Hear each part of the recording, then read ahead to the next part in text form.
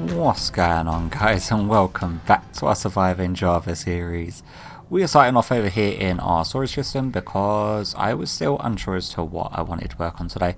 So I was sort of tinkering around in the test world and I hopped back over here to sort out the resources aside for a project today.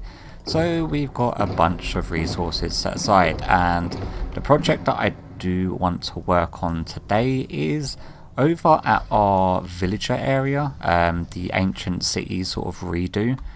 I want to put in a farms over that side in order so that we've got something to trade with the villagers in order to get the books from them, because we haven't actually got any farms over there at the moment. And oh my god, I forgot that I put gravel there. That's meant to be a glass block rather than gravel, but I'd sort of just replaced everything with the gravel desert in there. So yeah, once I get over there, I'll show you where I'm planning on putting it, and I can sort of walk you through what I'm sort of planning on doing with it.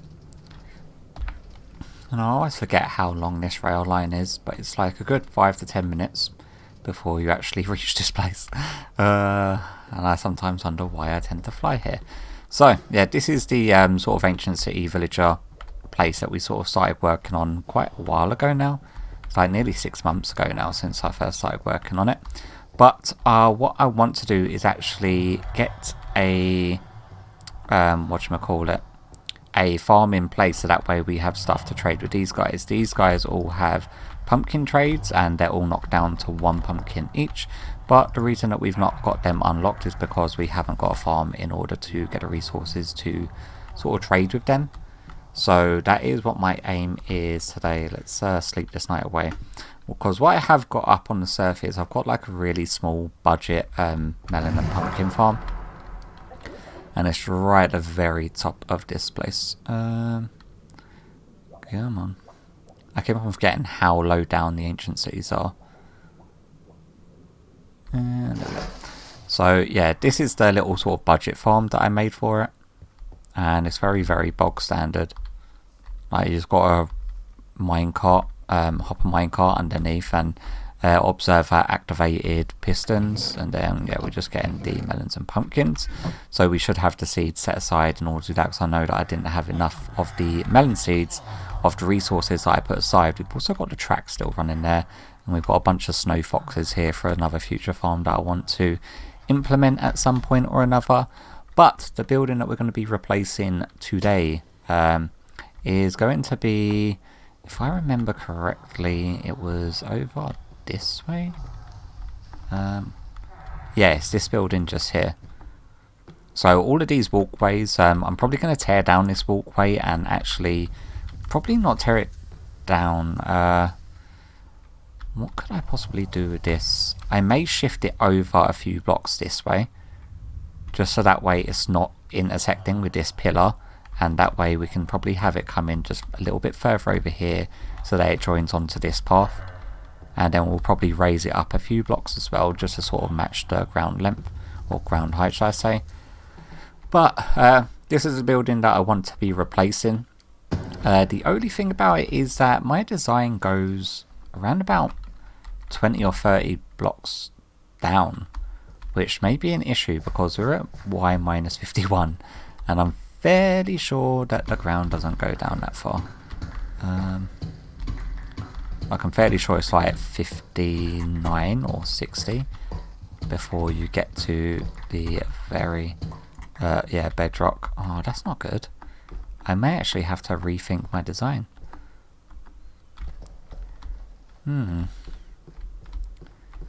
That is going to make it a little bit more tricky.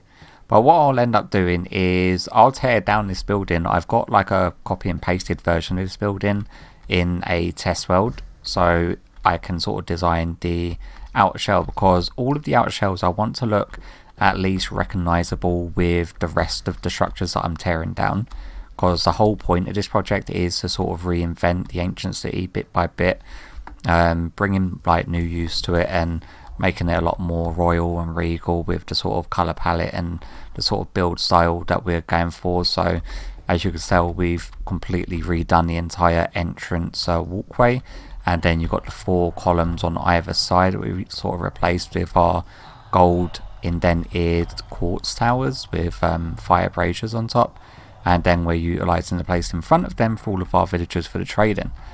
And then we've got all of these guys are librarians for all of our books, and I've got a lot of plans for this area, but I may have to rethink my melon and pumpkin farm design, considering that I thought I had a lot more room underneath the ground than what I actually do.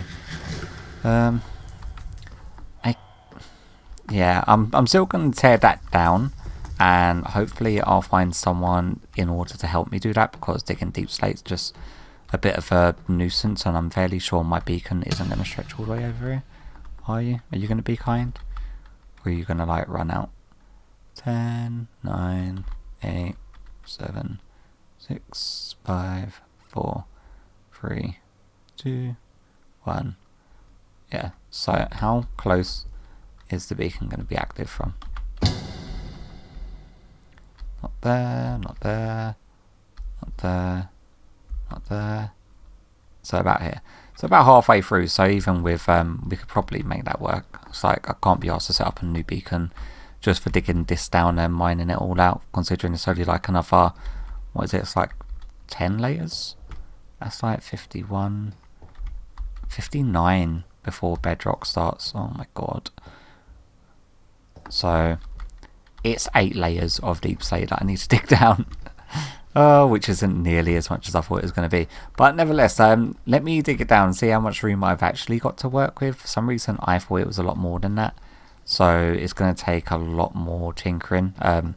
Because the outer shell I've designed, I really like the outer shell, but the melon and pumpkin farm itself, I could not get it to look in a way that would match the sort of build theme, because it's very big and it's very chunky and it's very sort of in the way, and it does not suit the sort of royal and regal and sort of clean polished look that we are going for.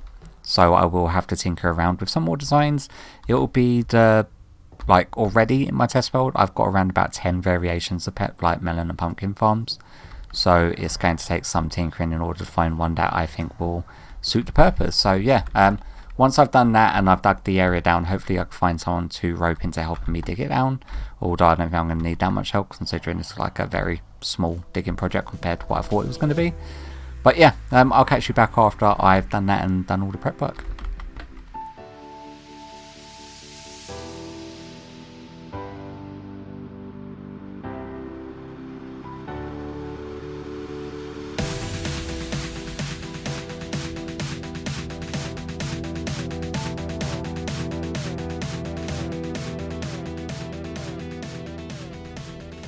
Alright, so with a little bit of help from Psychotico, who came on and helped me clear out the building and dig an area, and then we dug a little bit more of a bigger area underneath where the walkway is. I wanted to make sure that I didn't dig it underneath any of the other main buildings, because obviously if I'm choosing to put farms in other little buildings and I want to take it down underneath the ground at all, I didn't want it sort of intersecting with any of these ones over on this side.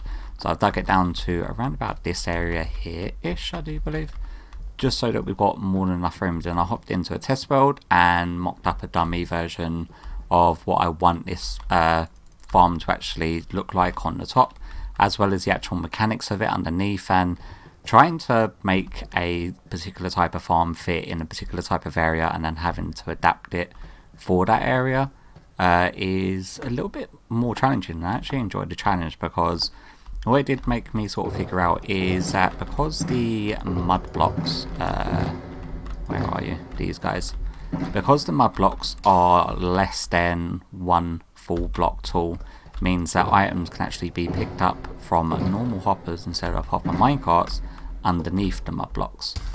So if we go like so, and then we can just drop these in and then it'll pick them up.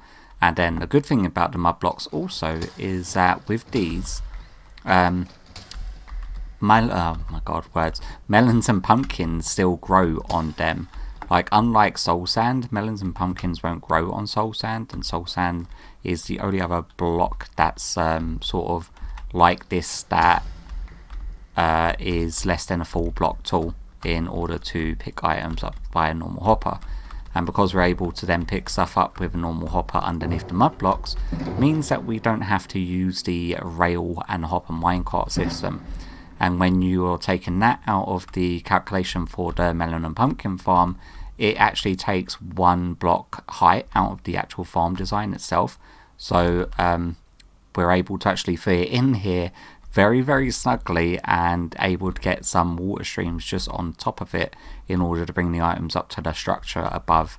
So rather than me having multiple layers, because obviously I'm limited with the amount of room I've got, I've had to shrink the farm down by a block and then bring the items up. So I've extended it rather than going down, I've extended it long ways, just so that way we've got more than enough coverage to produce enough melons and pumpkins in order to do enough trading. But what I can do is show you the mechanics of the farm actually fully working after I've built the thing, and rather than doing periodic updates, what we're going to do is hop directly into a time-lapse version of me building this, and that way we can get it done and then see what the final product looks like and how it all functions. Like, it's a lot easier to explain how something works when it's actually there and built, rather than me just explaining by random bits and pieces. But I've got a bunch of resources in here in order to help me get this thing done and built, so I guess I'll catch you back after the time lapse.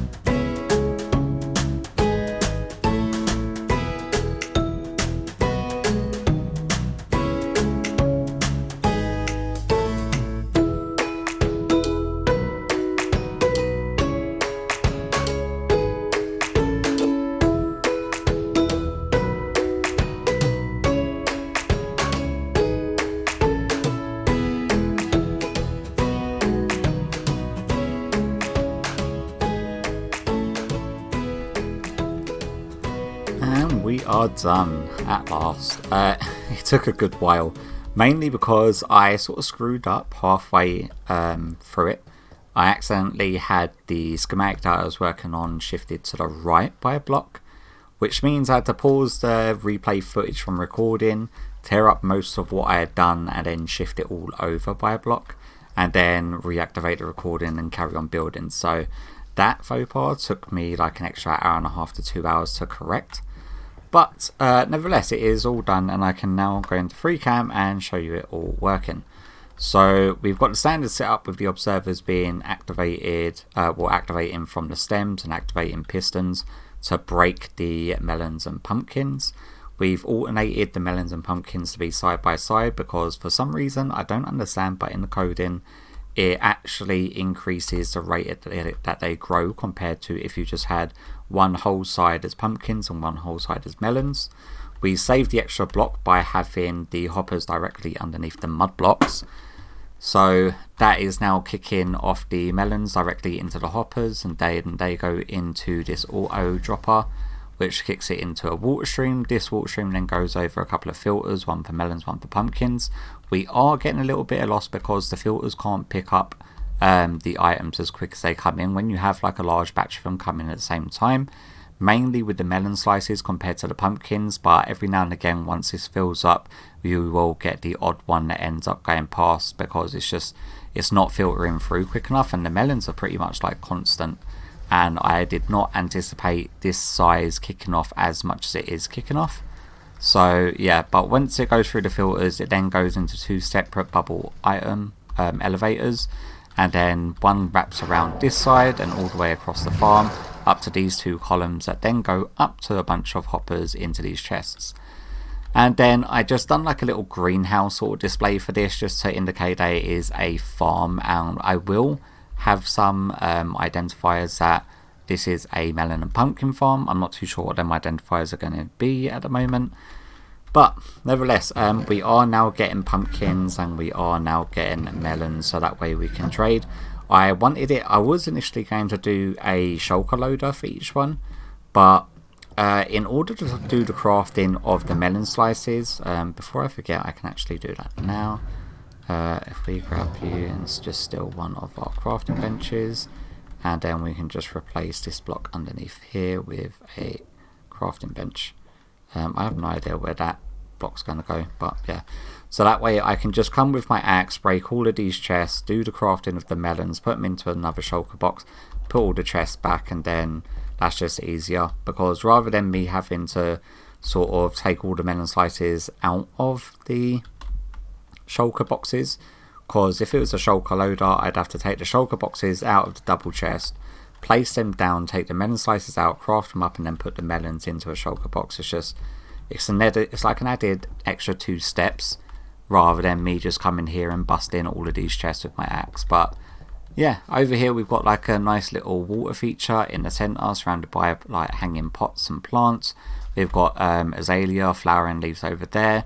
I added a couple of the spore blossoms just for the particle effect in this area, because I think it just really adds the sort of character and feel of the actual build.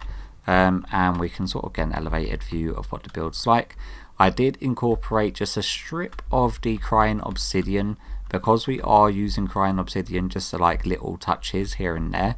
I was leaning in between using the crimson logs or the crying obsidian for a strip there. What I may actually do is incorporate some of the crimson logs somewhere along the build. Maybe do like an outline in the floor just surrounding the build, because obviously once I start working on these pathways, I need to design a concept for these walls, like a replacement for these walls, because they are going to be our main sort of guidelines on how we're going to be getting around this ancient city, because they do stretch everywhere, and then the individual builds like this and like the central piece are surrounded by these sort of walkways and everything. So I am going to have to come up with a design for that. But nevertheless, that is the melon and pumpkin farm now done and dusted. I'm quite happy with the way that it's come out.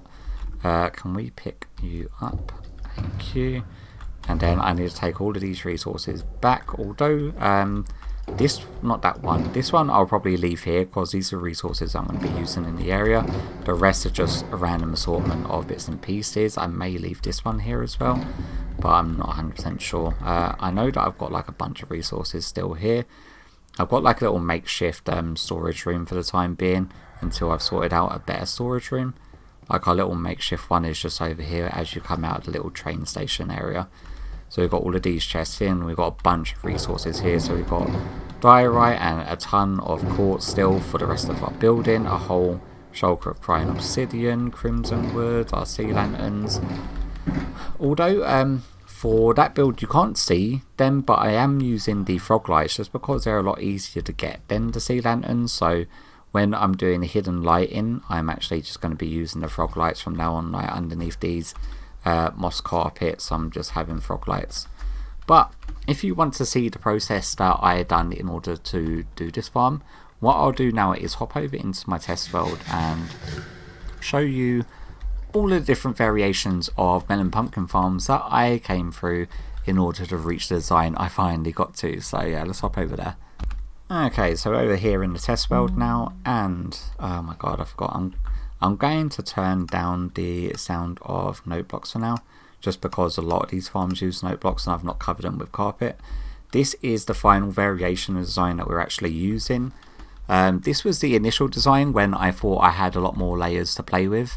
Like, it's a lot neater, and we are using the hopper minecart system rather than the just straight up hoppers underneath the mud blocks.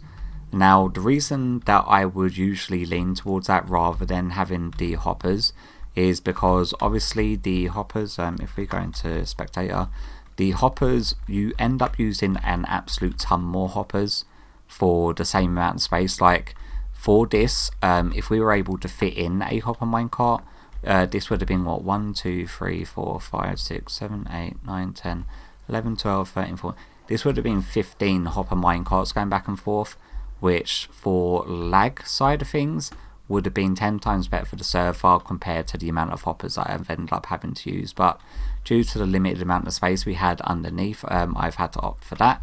Now before this, I was trying out variations to fit into this style of build in the ancient city. So I was trying to convert this one, and I came up with a few different variations. So this one, again, using the mud blocks with hoppers directly underneath them. And then we've got a central column that goes down, and we've got a few layers of the actual farm. I didn't lean to these ones because they just weren't producing enough of the melons and pumpkins. I even tried one with an alley as a collection system. So we've got an alley somewhere wandering around in here. Just there. So the alley is actually picking up the pumpkins and dropping them into the hoppers. And then we've got an activating, just a clock activating the note block to keep the alley interested in order to drop the items into the hoppers. And yeah, but again, this sort of design just wasn't really kicking off nowhere near enough. Another design for the same type of building. So we've got a bunch of different variations of melon and pumpkin farms in here. And this one drops them all down to this central column. And then we've got a separate little farm down here of a few layers. But again, this one just wasn't producing nearly enough. I then came up with this sort of diamond shaped one using the hopper farm design that I've ended up using for our final variation. But again, haven't got enough layers underneath. And if you're wondering what this is an entire replica of the ancient city that we're working with. So this is where I'm coming in order to do the mock-ups of the farms before building them in the survival world. Because if I was to go ahead and sort of just try to like freestyle the farm, trying to fit all of this freestyling, it's a lot of redstone, it's a lot of different waterways going in a lot of different manners and different variations in order to reach the final design, that I would have wasted around about a week to 2 weeks trying to build these variations in survival, and then realizing that I did not like them, or they weren't functioning, or they weren't producing enough, and it would have just been a complete waste of time, which is how it comes. I come over here and I test around about a lot of different variations. So how many variations did I go through? That's what, 1, 2, 3, 4, 5, 6. So this our 7th iteration is the final one that we've ended up using. So yeah, this is the sort of design and process that I end up going through in order to reach our final design. So there's a lot of sort of testing and trying to fit things into certain spaces. Obviously, I grossly overestimated the amount of room that I had underneath the ground, because I would have really liked to have done this one. Like, this was the 6th variation, and I was really happy with the top section. So I've kept that, brought it over, and I've just redesigned the farm that's sitting underneath it. But as you can see, it's like in the test world, this is actually producing way more than enough. I can sort of just AFK at it for like an hour or two, and then get like a full load of pumpkins to go trade with our villagers. And we've got a bunch of farmers over there that have all had their like prices reduced. It's going to be a 1-for-1 trade, and because we're doing melons and pumpkins in the same trading slot, it means less instances of opening and closing the trading windows in order to get trades done, which is what I'm after, because I've done a lot of trading. So if we go disconnect from view and hop over into our normal survival world, if we go over here and we go statistics, and I think it's like numbers of trades done or something like that. Is it number, or is it trades? Traded with villagers 76,000 times. Yeah, so there's a lot of different trades, because I always trade in order to get the... Okay, sorry for that quick cut. I was just replying to a text message.